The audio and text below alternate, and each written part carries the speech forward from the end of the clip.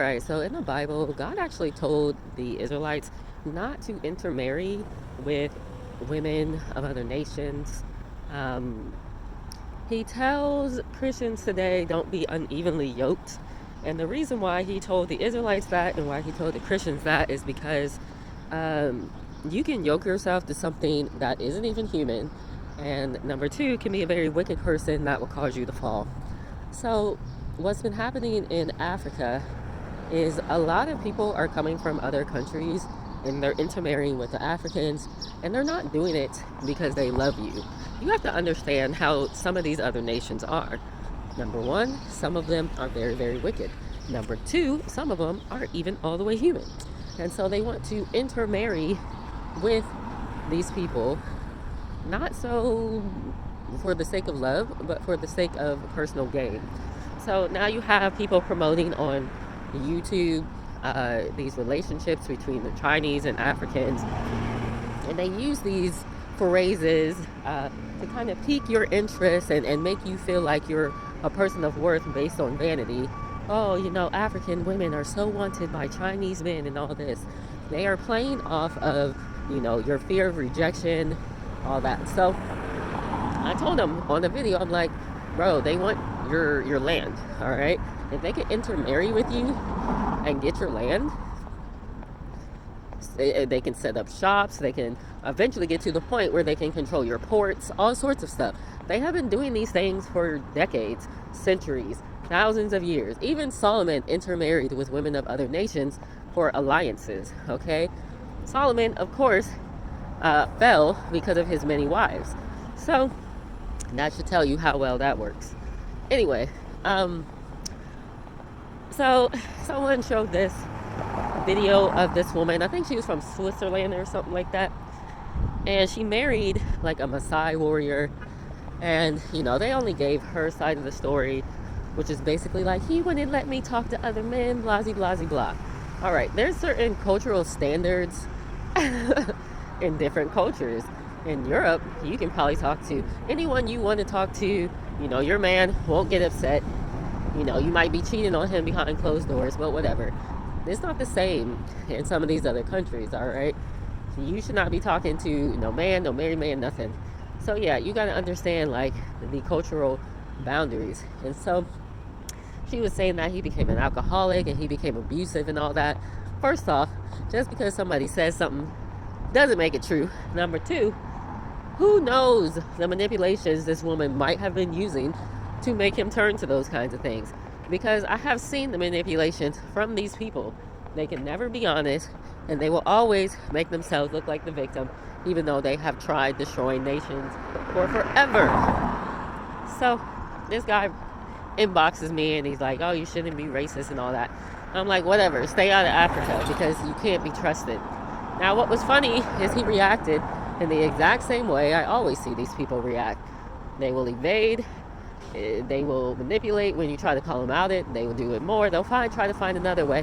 Oh, maybe I should try being nice now while being, what's the word? No, it's fake nice. We'll put it that way. Because the fact of the matter is, they are adept at manipulation.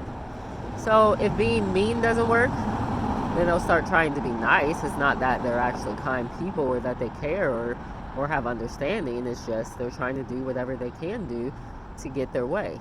And so I told him, let's use the example of two brothers. Well, you have a house. Each brother has a room. One brother, he really loves the toys that the other brother has. He's older, whatever, bigger. So he's constantly going into his brother's room and taking his brother's toys. Now, the brother was willing to share, but then the other brother started to get aggressive concerning it, taking his toys, not returning them, going into his room when he's not there, that kind of stuff. And so the younger brother addressed it like, can you ask? I don't want you in my room when I'm gone, whatever. And he's like, no, I'm going to do what I want to do. And so what the older brother starts to do is try to call the younger brother, say he's acting like a victim and tell him that he's so mean for not letting him come in and play with his toys while he's gone, even though he literally has not given him back his toys yet. So, this whole turning the table thing, you have not respected the property of your brother, and now you're trying to act like your brother is doing something wrong by checking you on it. Now, he couldn't get his way, and so the younger brother had to be aggressive. He had to be more aggressive. And so the older brother's like, well, this isn't working anymore. Maybe I should try being nice. Now, he's not being nice because he actually has respect for his brother and cares for him. He's just being nice because he wants the toys. Now, I told this man, the fact of the matter is these people want the toys because they have no connection with God. They have no connection with nature. They're removed. All right? And so they have to keep doing things to try to fulfill themselves. And so one of the ways you can do that is by stuff. Which is exactly why God had me get rid of all my stuff, so that I would not depend on those things and I would depend on God. And it worked wonders, actually. And so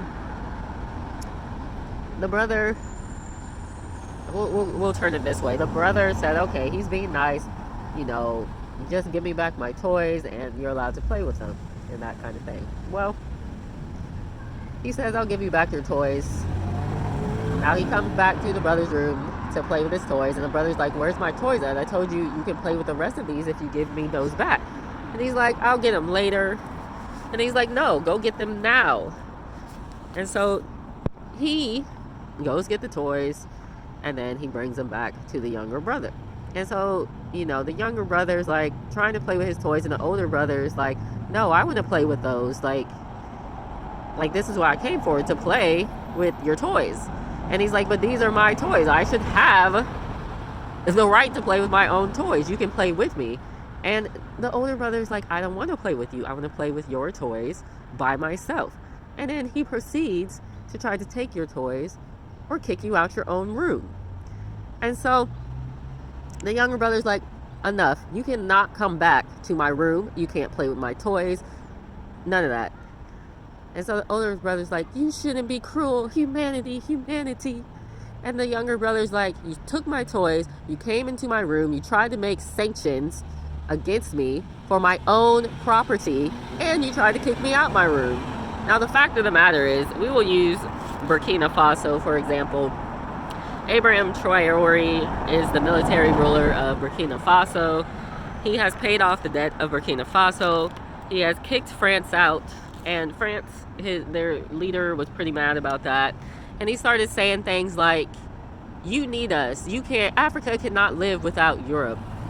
So this is like the older brother saying to the younger brother, you cannot live without us. Even though we're the ones that want your toys and want to use you and manipulate you to get what we want, you need us. We won't let you into our room to play with our toys, but we can try to make you feel bad about not letting us in.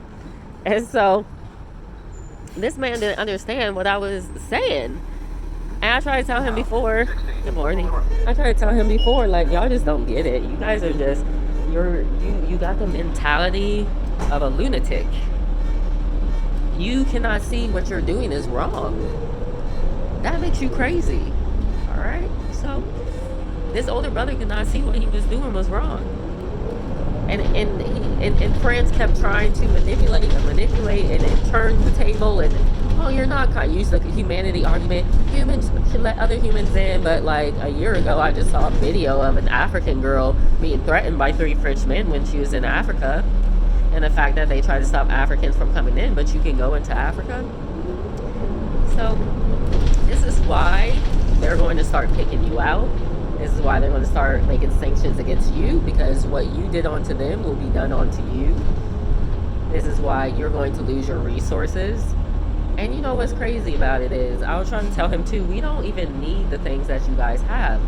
I don't know why y'all thought we needed a restaurant on every corner and a church on every corner and all the options in the world to buy things. That's not really for us. That's really for you. Like, we don't actually need all this. I think that there were civilizations that were completely fine for centuries before they came over and started dictating stuff. I mean, the people in Uganda, they are sitting on trillions of dollars in gold. Haven't dug it up, haven't done anything. Now these people are like sitting there with dollar signs in their eyes, like we can't wait to go over and try to steal your resources from you. And the Ugandans are like, yeah, we don't even really care. Like we don't even really need this to live and have life. But that's not really their mentality, right? They're like, we need things to live and have life, all the while putting themselves in a very compromised position because you reap what you sow. So actually, when I was in Uganda, there was a restaurant, and I guess this restaurant was owned by a Chinese man, and he would not let the local Ugandans come into the restaurant. Now, you done set up shop in somebody else's country and then going to tell them that they can't come into your restaurant? If that's the case, then go back to China. Don't come here. Like, we don't need you. Clearly, you need us. If you didn't need us, then you would have set up shop in China in the first place. So, but I guarantee if there were some Ugandans that went over there to China, they'd probably be treated some kind of way. So my thing is, stop being with these people. They're not there because they like you or they love you. They're there because they need to get their hit. They don't got life. All right. And the fact that, this dude I was talking to, he was like, I don't even know why I'm wasting my time. No, actually, I'm wasting my time because your whole perception of yourself comes from the things that you have. You literally exalt yourself based off of your possessions, all right? You have exalted yourself thinking that you're greater based off what you own and your possessions. You already are at a lower spot if that is the case. And you see, Satan, he flips, he inverses things, all right? Jesus never said, like, it's what you own. He said it's the inward man. So your inward man is suffering already to the point where you feel like you need all this stuff to try to get it together.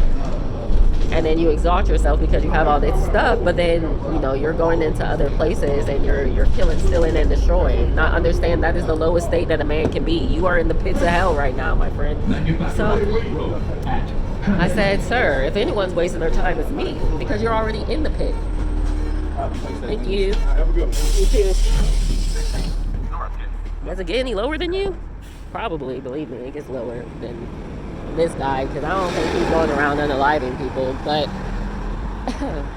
I just find it funny, that's all. And these people cannot tell for the life of them what is right and what's wrong. That's a huge red flag. And they'll try to make it seem like what is wrong is right. Again, Satan reverses things.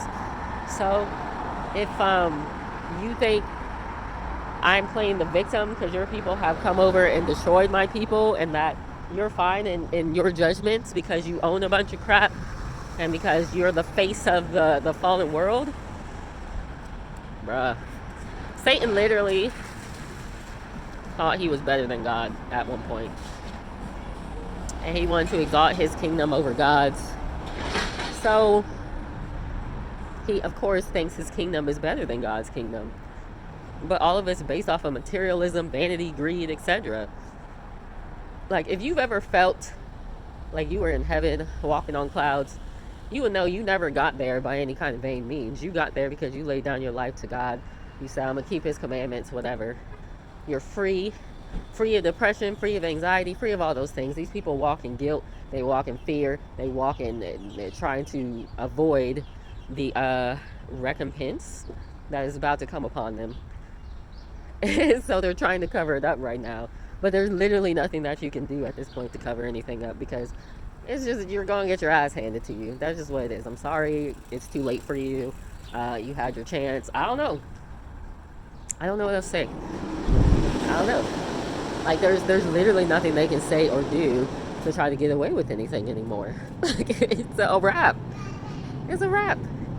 What you need to do is be like this Amish lady. Go back to that. Because they might actually have a chance to survive because they said, we're not really going to give up the old ways. We're going to live off the land. We're going to try to keep God's commands, all that. And they're self-sufficient. They ain't bothering nobody. Nobody's usually bothering them. Go back to that.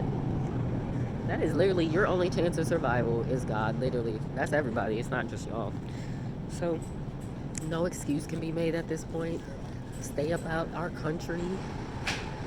Don't try to act like we're cool now. We're not cool. Don't try to act like redheads are black and East Asians come from black people. I mean, they do, but at the end of the day, like, y'all was never really about that life.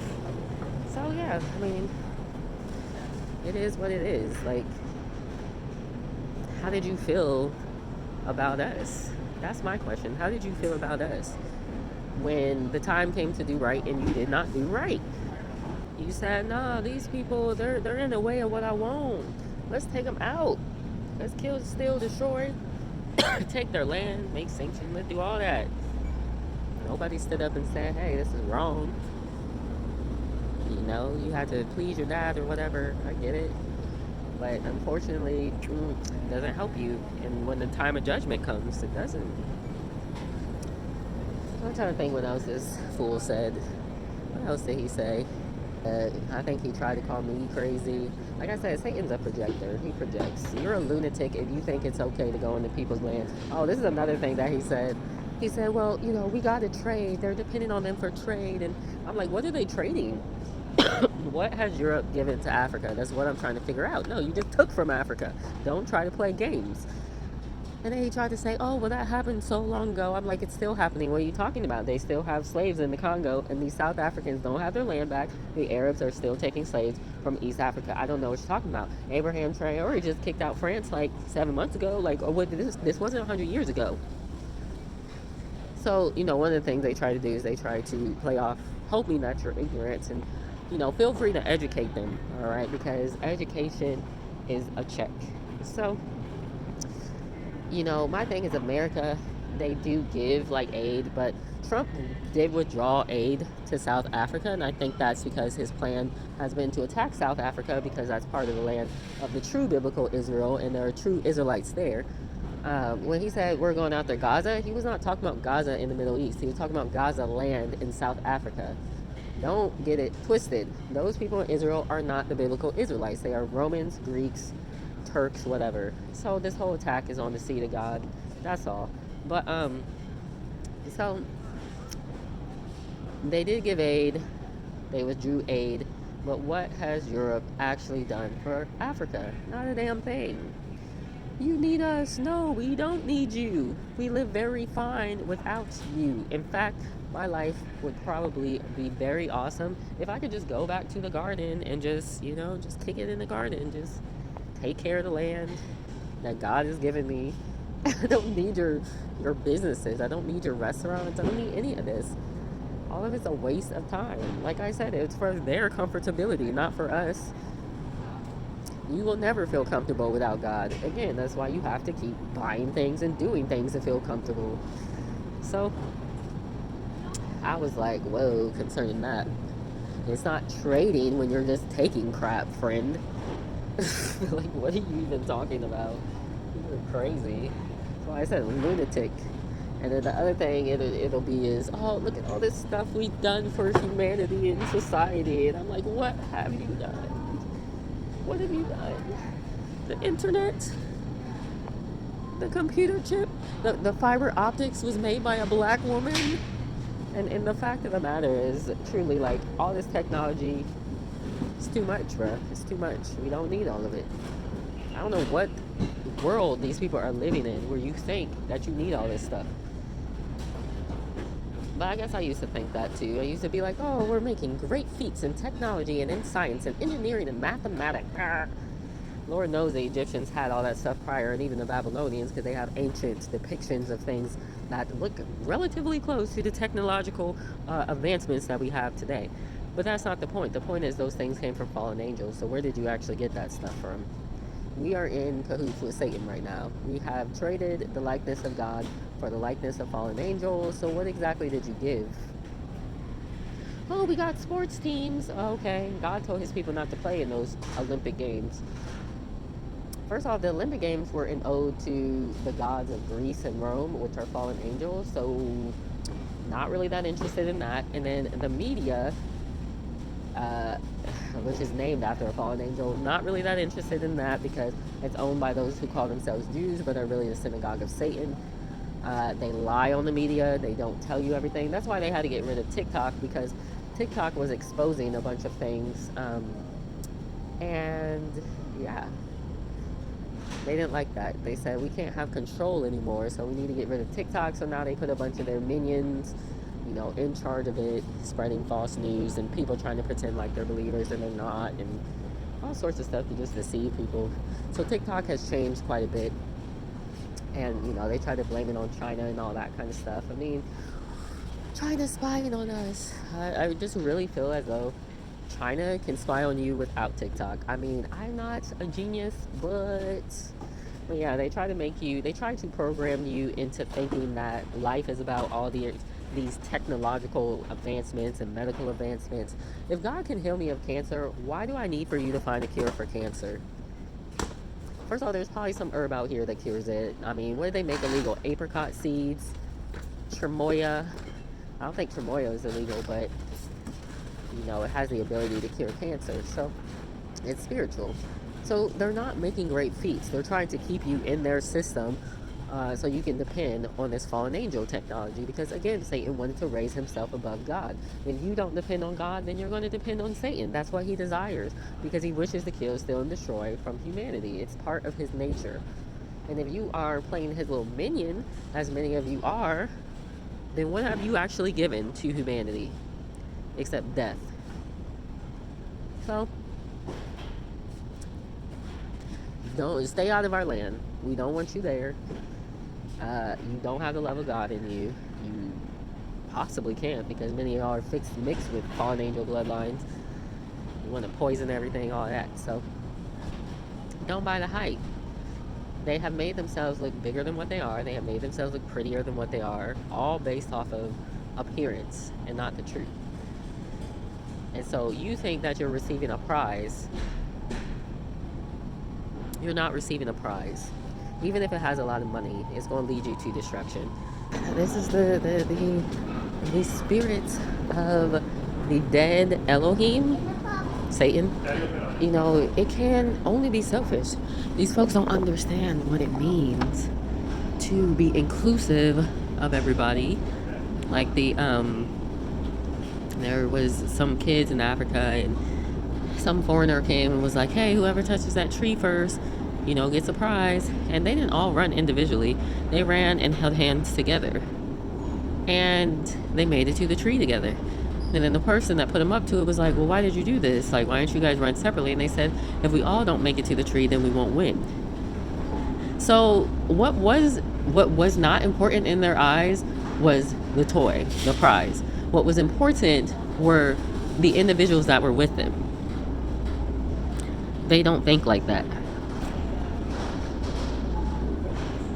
And they also think you're crazy for not thinking like them. So,